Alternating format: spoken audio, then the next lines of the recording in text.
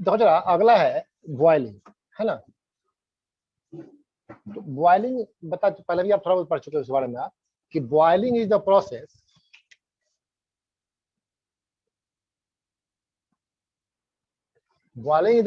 in which a liquid changes into its vapor state at a constant temperature. Boiling is a process in which a liquid changes into its vapor state at a constant temperature on heating, है ना। अच्छा, on heating करने की जरूरत नहीं है, simple आप एक बात समझ लो जरा। बॉइलिंग में पहले भी डिस्कस मैंने किया था कि मान लो कोई कंटेनर है, इसमें काइनेटिक एनर्जी इंक्रीज करेगा तो मॉलिक्यूल एस्केप करना चाहेगा, लेकिन नेबरिंग पार्टिकल्स का फोर्स ऑफ अट्रैक्शन लग रहा है ना, तो एस्केप नहीं कर पाता है। लेकिन इसमें एक प्रेशर बनेगा अपवर्ड मूव करने का, इसे बोलते हैं वेपर प्रेशर। क्या बोलते हैं? Vapour pressure. अच्छा, ऊपर से लग रहा है एटमॉस्फेरिक प्रेशर, तो atmospheric pressure is greater than vapour pressure, तो लार्ज स्केल पर एस्केप नहीं कर पाता है ना। जो सरफेस का पार्टिकल है इसका काइनेटिक एनर्जी बाकी तो थोड़ा ज्यादा होता है, तो कुछ पार्टिकल एस्केप करता है, इसे आप इवेपोरेशन कहते हो, इवेपोरेशन होते रहता है। लेकिन जैसे जैसे आप हीट करते जाओगे, टेम्परेचर गोज ऑन इंक्रीजिंग, बढ़ते जाएगा, और kinetic energy of particles also increases, तो वेपर प्रेशर आल्सो इंक्रीजेज। एक ऐसा स्टेज आएगा when vapour pressure becomes equal to atmospheric pressure, तो नेट प्रेशर जीरो हो जाएगा। अब प्रेशर नहीं लग रहा है कोई, है ना। कोई प्रेशर क्या होता है? प्रेशर है force acting normal to a surface on unit area, is called pressure. ठीक है, तो प्रेशर इनटू एरिया कर दो, फोर्स निकल जाएगा ना। मतलब ये हुआ कि जब pressure vapour pressure is equal to atmospheric pressure हो जाए तो नेट प्रेशर जीरो हो जाएगा, नेट फोर्स जीरो होगा। अब यहाँ कोई फोर्स नहीं लग रहा है, तो फ्री है एकदम। अब लिक्विड जो है ना पूरे मास से वेपर बनना शुरू हो जाएगा, है ना। बबलिंग दिखाई देगा आपको, पूरे मास से बबल्स बना है, वेपर बन रहा है। इसे बोलते हैं कि अब बॉइलिंग हो रही है। तो आप कह सकते हो boiling is a process which takes place when vapour pressure becomes equal to atmospheric pressure. Simple. तो मैंने कहा कि boiling is a process in which a liquid changes into vapour state at a constant temperature from all parts of the liquid. ये bulk phenomena है, liquid के पूरे part से होता है वेपराइजेशन। अच्छा, बॉइलिंग पॉइंट क्या है? The fixed temperature at which liquid changes into gaseous or vapour state is called is boiling point. अब याद रखो आप कि boiling takes place when vapour pressure of the liquid becomes equal to atmospheric pressure. ठीक है, और temperature remains constant during the process of boiling. क्योंकि अब क्या होता है, जब बॉइलिंग होगी ना, तो ऐसे समझ लो कि 1 सेंटीमीटर क्यूब यदि वाटर हो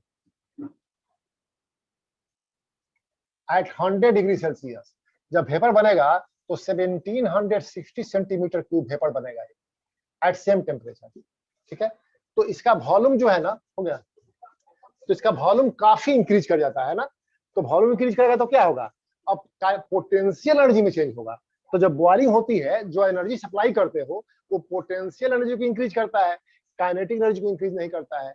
काइनेटिक एनर्जी इंक्रीज करेगा तो टेम्परेचर राइज करेगा, अब पोटेंशियल एनर्जी इंक्रीज करेगा तो चेंज ऑफ स्टेट होगा, टेम्परेचर कांस्टेंट रहेगा। इसलिए बॉइलिंग के प्रोसेस में क्या होता है? Temperature remains constant. ठीक है ना। और याद रखो, boiling point of liquid increases with increase in pressure on the surface of the liquid. Liquid के सरफेस पे यदि प्रेशर बढ़ा दिया जाए, एटमॉस्फेरिक प्रेशर यदि ज्यादा हो तो वेपर प्रेशर उसके इक्वल होगा, तब में बॉइलिंग होगी, तो बॉइलिंग पॉइंट इंक्रीज करेगा। इस प्रेशर को डिक्रीज कर दिया जाए, अब चले गए बहुत हाइट पे, वहां pressure decrease, atmospheric pressure decrease कर गया, पहाड़ पे चले गए बहुत ऊंचाई पे, हाई अल्टीट्यूड, तो वहां एटमॉस्फेरिक प्रेशर कम होगा, तो vapour pressure at a lower temperature इसके इक्वल हो जाएगा, तो बॉइलिंग जल्दी होगा, है ना। तो याद रखो आप कि boiling point of a liquid increases with increase in pressure on its surface and decreases with decrease in pressure on its surface। और याद रखो कि यदि इम्प्यूरिटीज ऐड किया जाए तो बॉइलिंग पॉइंट इंक्रीज होगा। यदि थोड़ा कॉमन सॉल्ट मिला दो वाटर में तो it boils at a temperature greater than 100 degree Celsius, है ना। आप देखोगे दाल बनता है, सब्जी बनता है, तो नमक पहले मिला देते हैं, है ना, तो जल्दी वो, उससे क्या होगा, वो हाई टेम्परेचर बॉइल करेगा और खाना जल्दी पकेगा, वो कुक होगा। और आप होटल में डिस्कस किए थे फिजिक्स क्लास में, प्रेशर कुकर में ही होता है। प्रेशर कुकर में क्या होता है, जो वेपर बनता है उसको एक्यूमुलेट होता है सरफेस ऑफ लिक्विड के ऊपर, और वहां का प्रेशर 1.25 एटमॉस्फेयर के बराबर हो जाता है।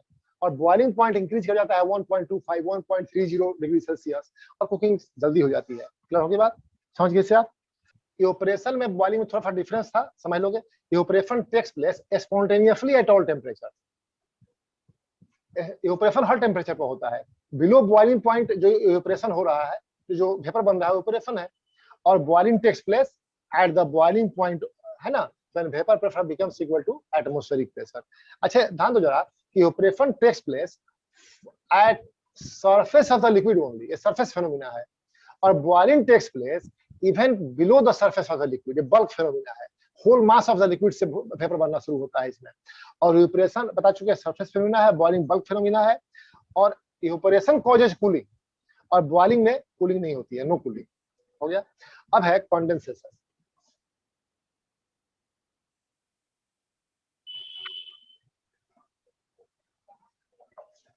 तो कंडेंसेशन हम कहे दी, the condensation is the process in which a gas or vapor changes into its liquid state by cooling at a constant temperature, है ना। गैस या vapour, it is a process in which a gas or vapor changes into liquid state on cooling at a constant temperature। इसे steam को cool करो तो 100 degree Celsius पर water में convert होगा, तो ये क्या है, कंडेंसेशन है। अच्छा तब लिक्विफैक्शन क्या है। अच्छा लिक्विफैक्शन में दोनों करीब करीब सेम हम मीनिंग में लेते हैं, लेकिन थोड़ा सा समझ लो इसको। लिक्विफैक्शन से किसी हम लोग गैस को लिक्विफाई करते हैं, गैस को लिक्विफाई करते हैं, वर्ड यूज करते हैं लिक्विफाई करना, है ना। तो liquefaction is the process by which a gas is changed into its liquid state by increasing the pressure and lowering the temperature. किसी गैस का प्रेशर इंक्रीज करो और टेम्परेचर लोअर कर दो तो लिक्विड बन जाएगा, इसको लिक्विफैक्शन कहते हैं, ठीक है ना। और कंडेंसेशन में ध्यान देना, डिफिनेशन आपके बुक में तो दिया है, बुक में दिया है आपके कि gas or vapour changes into liquid state, लेकिन देखो आप एटमॉस्फेयर से ज्यादा लो टेम्परेचर होने पे आइस क्रिस्टलाइज करता है ना, आइस बाहर निकलता है, उसको भी कंडेंसेशन कहते हैं, ठीक है ना। तो condensation refers to change of state from a gas to either a liquid और अ सॉलिड, ये दोनों के लिए यूज होता है। तो ice crystal condense out of humid air, humid air हो तो उससे आइस क्रिस्टल कंडेंस होकर निकलता है, उससे कंडेंसेशन भी कहते हैं। क्लियर हुआ। तो थोड़ा सा दोनों में माइनर डिफरेंस है, वैसे आपके बुक में जो दिया है वही दिया है, आप वही याद कर लोगे, है ना। Condensation is the process in which a gas or vapour changes into its liquid state at by cooling at constant temperature, simple। And the fixed temperature, the constant temperature at which gas starts changing into liquid state is called its condensation point, ठीक है ना। जिसे condensation point of steam 100 degree Celsius है और boiling point of steam भी 100 degree Celsius है। Clear हुई बात। तो समझ गए। डिपोजिशन, डिपोजिशन कुछ खास नहीं है, sometimes sublimation of gaseous state into solid state, इसको हम डिपोजिशन कहते हैं या डीसब्लिमेशन कहते हैं, दैट्स। अब है फ्रीजिंग। फ्रीजिंग क्या होता है, the process of change from liquid state to solid state at a particular temperature is called freezing, ठीक है। The process of change from liquid state to solid state at a constant temperature, at a fixed temperature is called freezing, ठीक है। तो freezing point क्या है, the temperature at which liquid changes into its solid state is called freezing point, ठीक है ना। तो melting point और फ्रीजिंग पॉइंट सेम होता है। इसे मेल्टिंग पॉइंट ऑफ आइस है 0 डिग्री सेल्सियस, अब फ्रीजिंग पॉइंट ऑफ वाटर भी है 0 डिग्री सेल्सियस। 0 डिग्री सेल्सियस पर ice melts into water and at 0 degree Celsius on cooling water freezes into ice, ठीक है ना। Pure water freezes at 0 degree Celsius and pure ice melts under 0 degree Celsius under normal condition of temperature and pressure, normal pressure बोलो, normal pressure. अब है law of conservation of mass, of conservation of मास। ये law कहता है, ये लेवोइयर थे 1774 में दिया था ये लॉ को, कि मैटर या मास, मैटर से मतलब मास से है, तो matter can neither be created nor be destroyed. Matter या mass can neither be created, matter can neither be created nor destroyed, matter can neither be created nor destroyed in a chemical reaction. However, it may change from one form to another. However, it may change from one form to another. ठीक है, तो mass या matter can neither be created nor destroyed in a chemical reaction. However, it may change from one form to another form in the process. इस process में one form से other form में change हो सकता है. In the अब देखो जरा, suppose करो आप, इसका मतलब क्या हुआ? सिंपल सा मतलब हुआ कि in a chemical reaction, total mass of product is equal to total mass of reactant. Reactant जितना लोगे mass total, product mass वही रहेगा, उसमें change नहीं होगा. क्लियर है बात? इसका सिंपल मीनिंग क्या हुआ? It means in a chemical reaction, total mass of product in a chemical reaction, total mass of product is equal to total mass of reactants. किसी भी रिएक्शन में रिएक्टेंट से जितना टोटल मास होगा, product का भी मास उतना ही होगा. ठीक है ना? इसका मतलब है कि मास कंजर्व है, मास को हम क्रिएट नहीं कर रहे हैं, नहीं मास को हम लोग डिस्ट्रॉय कर रहे हैं. क्लियर हुआ? इसे मान लिया जाए, एग्जांपल लेते हैं हम कि ए और बी मिल करके बनाते रिएक्ट करता है, ए प्लस बी रिएक्ट करता है, ये रिएक्टेंट कहलाता है. ये क्या कहलाता है? रिएक्टेंट. केमिकल इक्वेशन पढ़ोगे आप आगे, ये रिएक्टेंट हुआ. और ये देता है सी प्लस डी. इससे क्या बोलते हैं हम लोग? इसे बोलते हैं प्रोडक्ट. प्रोडक्ट है ना? तो रिएक्टेंट है A and B and product है C plus B. C plus B. तो according to this law, this law माने law of conservation of mass. This law, mass of A plus B ये equal होगा mass of C plus B. ठीक है? तो किसी भी केमिकल रिएक्शन में mass can neither be created nor be destroyed. It can only be change from one form to other form. उसका जैसे सॉलिड है तो लिक्विड बन सकता है, गैस बन सकता है, लेकिन मास ना बढ़ेगा ना घटेगा. है ना? तो सपोज करो आप कोई केमिकल रिएक्शन हो रहा है, रिएक्टेंट है जो आप पहले लेते हैं रिएक्ट कराने के लिए, तो वो सब्सटेंस रिएक्टेंट हो गया. आफ्टर रिएक्शन जो बनता है इसे प्रोडक्ट कहते हैं. सपोज करो A and B react chemically to give C and D. तो in a chemical reaction, mass of product will be equal to mass of reactant. मतलब mass of A plus B is equal to mass of C plus D according to law of conservation of mass. अब clear हो गया? बोलो, समझ गया law? Tell me, chemistry में सबसे important है इसका लैंग्वेज समझना, केमिकल इक्वेशंस को कमांड करना, फार्मूला को करना, वही तुम लोग को सबसे पढ़ना है. इंपॉर्टेंट चैप्टर अभी आया नहीं है, आगे हम देखेंगे तो ज्यादा से समझ में आएगा केमिस्ट्री आपको. अभी देखो जरा, ये law of conservation of mass का एक्सपेरिमेंटल वेरिफिकेशन आपके बुक में एक्टिविटी दिया हुआ है. एक फिगर हम शेयर कर रहे हैं, देखो जरा. इसमें देखो करना क्या है. एक्सपेरिमेंटल वेरिफिकेशन में 5 ml सोडियम सल्फेट सॉल्यूशन लेते हैं. सोडियम सल्फेट सॉल्यूशन कितना है? 5 ml है. ठीक है? इसका फार्मूला होता है Na2SO4. ये फार्मूला है सोडियम सल्फेट का. ठीक है? तो आपको क्या करना है, take 5 ml sodium sulphate solution in a conical flask. देखो ये कॉनिकल फ्लास्क है, इसमें दिया हमने सोडियम सल्फेट का सॉल्यूशन दिया है 5 ml. ठीक है ना? ठीक है? And 5 ml of barium chloride solution in a 10 ml test tube. एक टेस्ट ट्यूब है छोटा सा, इसकी कैपेसिटी है 10 ml की, और इसमें 5 ml हमने लिया है क्या? Barium chloride. 5 ml barium chloride solution लिया हमने. क्या फार्मूला होता है? BaCl2, barium chloride. ये हमें लिया है. ठीक है ना? अच्छा, hang the test tube in the flask by a thread. ये थ्रेड के का हेल्प लेके इसको इसमें हैंग कर दिया गया, देख रहे हो आप. ठीक है? So that two solutions do not mix with each other. ये इसको इस तरह से रखा गया है कि ये दोनों मिक्सअप नहीं हो रहा है पहले. ठीक है ना?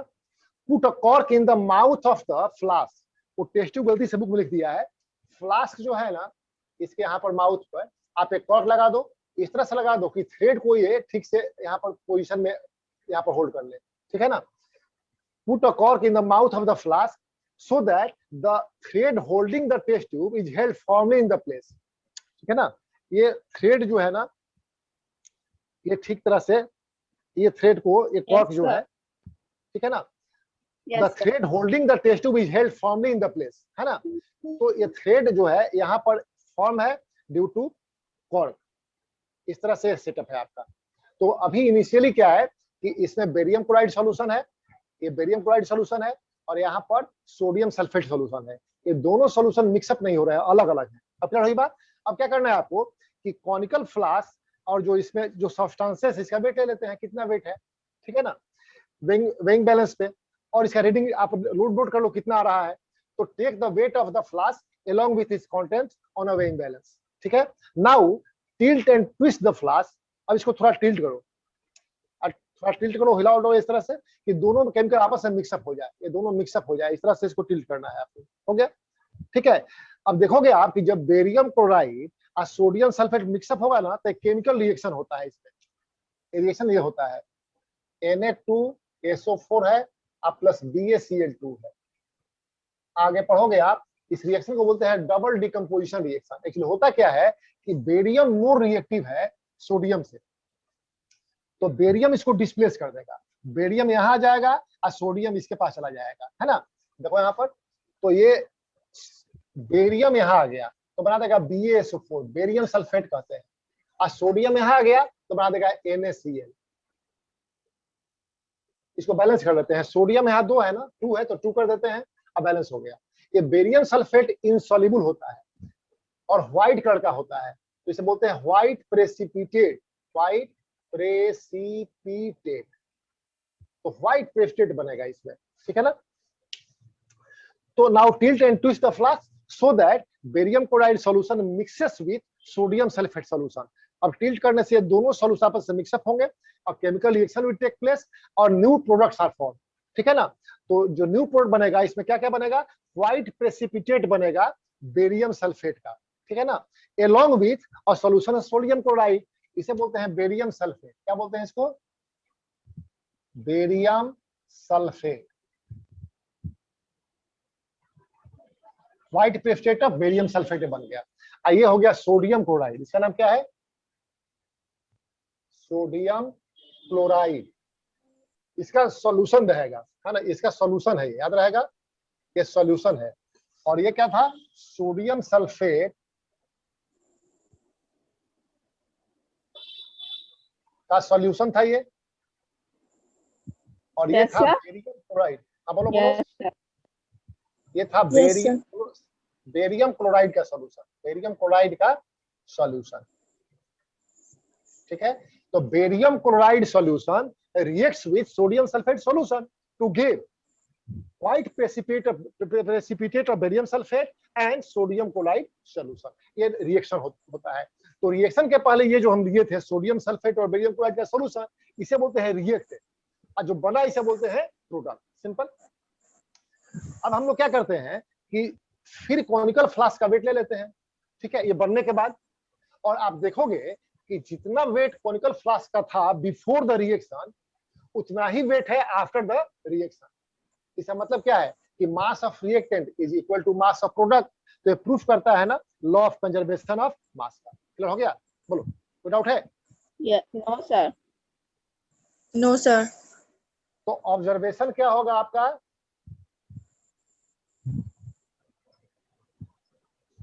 ऑब्जर्वेशन आपका ये होगा कि ऐसे को आप अपरेटस ले लेते हैं, है ना, मास ऑफ, क्योंकि अपरेटस जो फ्लास्क है या उसके अंदर कॉनिकल फ्लास्क है, इस सब का भी तो वेट है ना, तो इससे हमने कहा mass of apparatus plus reactant, plus reactant, ये इक्वल होगा mass of apparatus plus product, plus product. इसको ब्रैकेट कर देते हैं एक साथ में ऐसे, माने mass of apparatus plus mass of reactant is equal to mass of apparatus plus mass of product. This proves law of conservation of mass, ठीक है ना, कि सिंपली ये नया सब्सटेंसेस बना है लेकिन मास रिमेंस द सेम, ठीक है। क्लियर हो गया, समझ गया पीछे, इसे लिख लो, law of conservation of mass is verified. ठीक है, ये जो एक्सपेरिमेंट है ये क्लोज कंटेनर में होना चाहिए। इसका रीजन ये है कि कुछ गैसियस प्रोडक्ट बनता है रिएक्शन के बीच में, तो एस्केप ना करे, है ना। एस्केप करने से एक्यूरेसी नहीं रह जाएगी एक्सपेरिमेंट में, ठीक है ना। और दूसरी बात है, एक दो और एग्जांपल देख लो जरा। मैग्नीशियम है, मैग्नीशियम रिबन है, इसे यदि बॉन्ड किया जाए एयर में तो व्हाइट कलर का बनता है सॉलिड। तो मैग्नीशियम एक्चुअली रिएक्ट करता है ऑक्सीजन से, देता है मैग्नीशियम ऑक्साइड। बैलेंस कर दो, 2 यहाँ पर 2 यहाँ पर 2, ये व्हाइट कलर का सॉलिड बनता है after reaction by burning magnesium in air. और देखा जाता है क्या कि mass of magnesium oxide, mass of magnesium oxide, ये है मैग्नीशियम ऑक्साइड, ये है, लिख लेते, यहाँ पर लिख लेते हैं, ये है मैग्नीशियम, ये ऑक्सीजन है एयर का, एयर में ऑक्सीजन प्रेजेंट है जो रिएक्ट करता है, ये देता है मैग्नीशियम ऑक्साइड।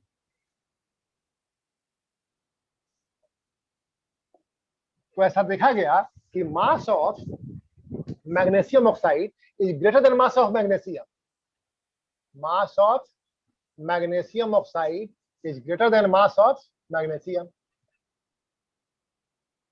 तो क्या ये वायलेशन है law of conservation of mass का? नहीं, ये क्वेश्चन है। देखो ये वायलेशन नहीं है। इसका रीजन क्या है कि ये चेंज जो होता है मास में ना, इसलिए होता है कि during the process of burning, during the process of burning oxygen combine कर लेता है मैग्नीशियम से, उसको हमने कंसीडर नहीं किया था, इसीलिए इसका मास इंक्रीज कर गया। हम निकाल सकते हैं, आप 9 क्लास में जाओ, 10 में जाओगे तो हम निकाल लेंगे मैथमेटिकली कितना होता है। देखो जरा, एक्चुअल में मैग्नीशियम यहाँ पर देखो जरा 2 mg है, आप प्लस O2 है, ये देता है 2 mg। मैग्नीशियम का एटॉमिक मास 24 यूनिट होता है, AMU कहते हैं, चाहे U कहते हैं, U यूनिफाइड यूनिट। ये 1 U होता है 1.66 ले लो, नियर अबाउट 10 पावर -27 ग्राम के आसपास होता है। तो चलो हटाओ, उससे तो मतलब नहीं है, यूनिफाइड यूनिट U है, जैसे ग्राम है वैसे यूनिफाइड यूनिट है। AMU भी कहते हैं, एटॉमिक मास यूनिट भी कहते हैं। तो mg के लिए 24 है, ऑक्सीजन के लिए 16 है ना, ठीक है। अच्छा, इसको ग्राम में भी आप कन्वर्ट कर सकते हैं, उसे मोल कहते हैं, बाद में पढ़ोगे इसके बारे में। आप तो हटा देते हैं, इसको हम ऐसे लिख देते हैं। देखो मतलब 2 × 24 ग्राम, ग्राम डायरेक्ट कन्वर्ट कर दो, रेशियो रहेगा तो ग्राम में भी कर सकते हैं। तो 2 × 24 इसके लिए हम यूज किया, तो 2 × 24 ग्राम ये हो गया, और ये हो गया 2 × 16 ग्राम, ये देगा 2 mg एक है ना, तो 24 हो गया, ऑक्सीजन एक है तो 16 हो गया। मतलब 48 ग्राम यदि हम मैग्नीशियम यूज करेंगे तो 32 ग्राम ऑक्सीजन से कंबाइन करेगा, और टोटल हमको क्या मिलेगा बोलो, 2 × माने ये हो गया, दैट इज 80 ग्राम, 80 ग्राम हमको मिलेगा मैग्नीशियम ऑक्साइड। अब प्रॉब्लम ये है कि तो इतना पढ़ना नहीं टेल में, थोड़ा सा टेल हम जा रहे हैं, ठीक है ना। देखो मैग्नीशियम हमने लिख लिया कितना, 48 ग्राम मैग्नीशियम ले लिया, हमको मैग्नीशियम ऑक्साइड कितना मिल गया, 80 ग्राम। तो लॉ ऑफ कंजर्वेशन मास रहता है कि वायलेट हो गया, है ना, क्योंकि रिएक्टेंट से प्रोडक्ट का मास ज्यादा हो गया है। लेकिन होता क्या है कि इस प्रोसेस में ऑक्सीजन कंबाइन करता है मैग्नीशियम से, तब बनता है मैग्नीशियम ऑक्साइड, उसको हमने कंसीडर किया नहीं था। एक्चुअली 48 ग्राम मैग्नीशियम से 32 ग्राम ऑक्सीजन कंबाइन करता है, और तब बनता है 80 ग्राम। अब काउंट करो आप, तो 48 + 32 कितना होगा, 80 ग्राम हो जाएगा ना, तो सही हो गया, ठीक है। तो इसीलिए याद रखो आप कि व्हाइट सॉलिड, अब ये व्हाइट कलर का होता है, यही है व्हाइट सॉलिड, है ना। A white solid of magnesium oxide is formed by burning magnesium ribbon in air, ठीक है ना। The mass of magnesium oxide is found to be more than that of original magnesium. Original magnesium से इसका मास ज्यादा होता है, ठीक है ना। ये मास क्यों हुआ, देखो, the change in mass on burning is due to oxygen which has been combined with magnesium. जब बर्निंग हो रहा है, आप बर्न करो यहाँ पर, तो एयर में ऑक्सीजन है और कंबाइन कर लेता है मैग्नीशियम से, उसको कंसीडर आपने किया नहीं, है ना। तो ये बर्निंग के प्रोसेस में oxygen combines with magnesium to give magnesium oxide, and this is the reason for increase in mass, ठीक है ना। If that is considered, the total mass of the reactant and products are almost equal. Clear हो गया ना। यदि हम exactly उसको निकालें, आप 10th क्लास में पढ़ोगे मोल्स के बारे में, तो हम मैग्नीशियम का एटॉमिक मास रहता है 24, ऑक्सीजन रहता है 16, है ना। तो ये इसको यदि हम कहें मोल है तो ग्राम में भी बोल सकते हो आप। तो 22 mg है तो 2 × 24 मास लिया हमने, O2 मतलब 2 ऑक्सीजन, तो 2 × 16 मास 16 हम ले रहे हैं। ये बड़ा 2 मैग्नीशियम है तो 2 × mg के लिए 24, ऑक्सीजन 16, ऑक्सीजन के लिए 16, mg के लिए 24। तो टोटल मास क्या हुआ, 48 ग्राम मैग्नीशियम लेंगे, 32 ग्राम ऑक्सीजन से कंबाइन करेगा और देगा 80 ग्राम ऑफ मैग्नीशियम ऑक्साइड।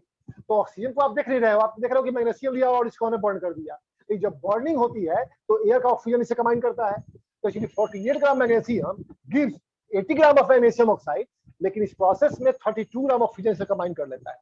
तो ऑक्सीजन का मास को कंसीडर करोगे आप ना, तो 48 + 32 give 80 gram.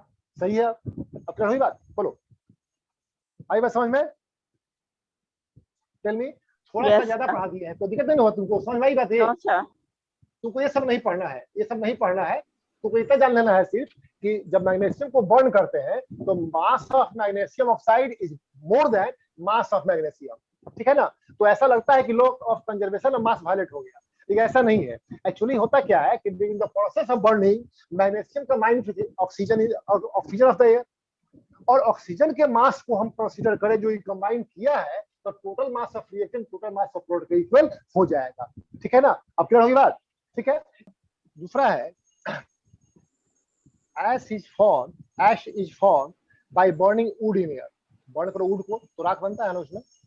the mass of ash is less than the wood, देखोगे आप, this is because mass of air before the reaction and mass of gaseous products after the reaction is not considered। जब reaction होता है तो air combine करता है would say, हम consider नहीं किए उसको। आप during the process of burning कुछ गैसेस है जो एस्केप करते हैं, वेपर्स कुछ एस्केप कर सकता है एटमॉस्फेयर में, है ना? तो हम उसको कंसीडर नहीं किए हैं, इसलिए ऐसा होता है कि mass before burning is not equal to mass after the burning of the food. लड़ी बात। तुम्हारे बुक में एक और दिया है एक्सपेरिमेंट, जरा इसे देख लो आप। रिएक्शन है, इसमें प्लास्टिक का बैग है और उसमें जीप का लॉक है, जीप है लॉक लगा हुआ है, बेकिंग सोडा और विनेगर है ना? अच्छा, बेकिंग सोडा कहते हैं, बेकिंग सोडा सोडियम बाइकार्बोनेट, इसका फार्मूला क्या है? इसे बाइकार्बोनेट है, सोडियम है, सोडियम बाइकार्बोनेट, सोडियम बाइकार्बोनेट, ये इसका केमिकल नेम है, ऐसा कॉमन नेम है बेकिंग सोडा, ठीक है ना? ठीक है। और दूसरा है एसिटिक एसिड, नाम इसका है केमिकल, और इसको विनेगर भी कहते हैं, है ना? तो इसमें ध्यान दो जरा आप,